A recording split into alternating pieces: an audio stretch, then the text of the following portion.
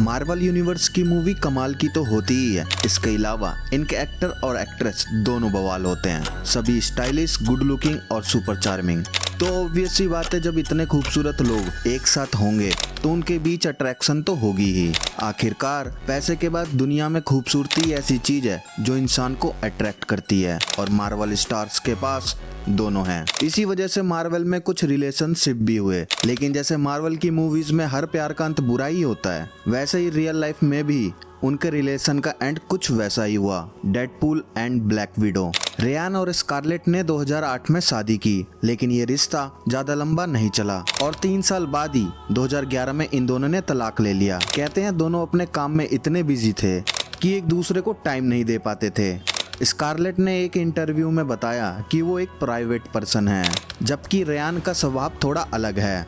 दोनों की personality clash करने लगी। कहते तो ये भी हैं, स्कारलेट की कामयाबी उस टाइम रेयान से ज्यादा थी और इसी वजह से उनमें काफी घमंड भी था। खैर, आखिरकार दोनों ने बिना लड़ाई झगड़ा किए फैसला लिया और शांति से दूर हो गए। आयरन मैन एंड आंट में। सिविल वॉर में इन दोनों को जब ऑडियंस ने पहली बार देखा तो हर कोई चाह रहा था कि इनकी सेटिंग हो जाए, लेकिन ऐसा कुछ हुआ नहीं। लेकिन रियल लाइफ में दोनों कपल रह चुके हैं। 1992 में दोनों ने चैपलिन मूवी की, जहां दोनों अच्छे दोस्त बने, और फिर 1994 में दोनों ने ओनली यू मूवी में काम किया और यहीं इनकी दोस्ती प्यार में बदल गई। लेकिन समय की मार ने ये रिश्ता खत्म कर दिया, क्योंकि उस टाइम जब मैरिसा अपने कैरियर पे फोकस कर रही थी, वहीं रॉबर्ट डॉनी जूनियर अपनी ही जिंदगी से जूझ रहे थे, क्योंकि ये रॉबर्ट की लाइफ का वो दौर था जहाँ वो ड्रग्स और अल्कोहल के एडिक्टेड थे और कई बार इसके लिए उन्हें जेल भी जाना पड़ा था। लेकिन ब्रेकअप के बाद भी मैरिसा और रॉबर्ट दोनों अच्छे दोस्त हैं,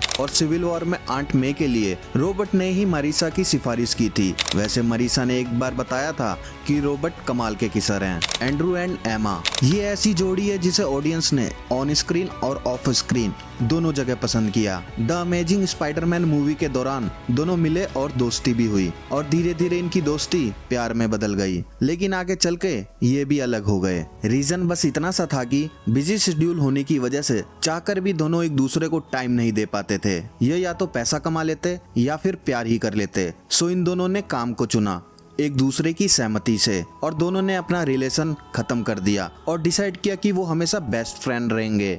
वैसे एंड्रू ने बताया था कि एमा ही वो इंसान है जिसे वो सबसे ज्यादा प्यार कर सकते हैं, और वो आज भी एमा से प्यार करते हैं। एमिली वैन कैंप और क्रिस प्रैट दोनों ने एक सीरीज की, नाम था एवरवुड, और इसी दौरान दोनों एक दूसरे के साथ रिलेशन में थे। लेकिन इनके ब्रेकअप का कारण ये नहीं बल्कि दूसरे लोग बने। दरअसल इस सीरीज में इन दोनों का जो रोल था वो भाई बहन का था, और जब ये बात लोगों को पता लगी कि दोनों गर्लफ्रेंड बॉयफ्रेंड हैं, तो लोगों ने कहना शुरू कर दिया, खासकर क्रिस को, कि कितना गंदा इंसान है, अपनी बहन के साथ किस वगैरह करता है।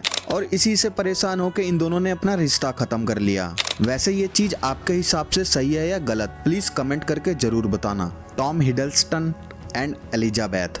2015 में दोनों ने मूवी की I saw the light and Avenger of Ultron. हालांकि एज ऑफ अल्ट्रॉन में लोकी आपको दिखाई नहीं देगा, क्योंकि फाइनल मूवी में लोकी के सारे सीन काट दिए गए, बस इसलिए क्योंकि लोगों को ये ना लगे कि अल्ट्रॉन को लोकी कंट्रोल कर रहा है।